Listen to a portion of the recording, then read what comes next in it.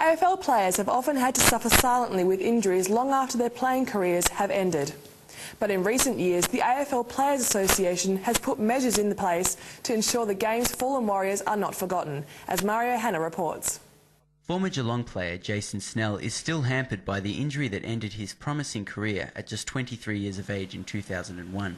His ankle was crushed in a marking contest against Melbourne at the MCG, and he never played again. I landed and his foot landed on mine and I fell, so basically just snapped it. After several surgical procedures, he had the joint fused and was told he could never run or play football again. It got to the stage where, I couldn't walk from my couch to the bedroom to go to sleep. He now manages a recruiting firm called Final Five and joins the growing list of past players currently suffering hardship through injury, with the AFLPA receiving dozens of requests for help each year. Under the guidance of CEO Brendan Gale, the AFLPA has introduced a number of benefit schemes providing medical support and funds to past players who've had their lives after football affected by injury.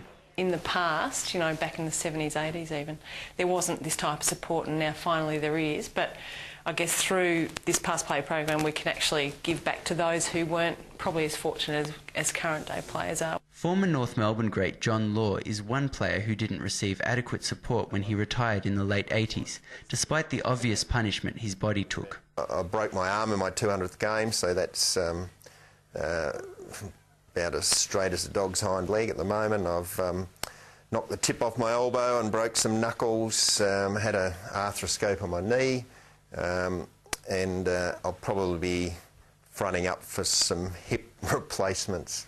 But player-manager Liam Pickering believes current-day players will not have to suffer the same fate. I think the welfare of the AFLPA has gone in leaps and bounds in the last sort of 7 or 8 years. The benefits for players now, once they retire, and whilst they're playing as well, is enormous.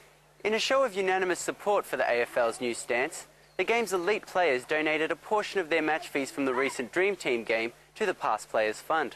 Now with Laylaw, former Carlton captain Lance Whitnell may well need that support after his degenerative knee condition forced him into an early retirement at the end of last season. It was only two seasons ago that I was best and fairest and things were going well, but yeah, the knee just sort of packed up pretty quickly and just got worse at every game. So I'm still only 28, so as I said before, I was still expecting to play for a bit longer. Mario Hanna, Newsline.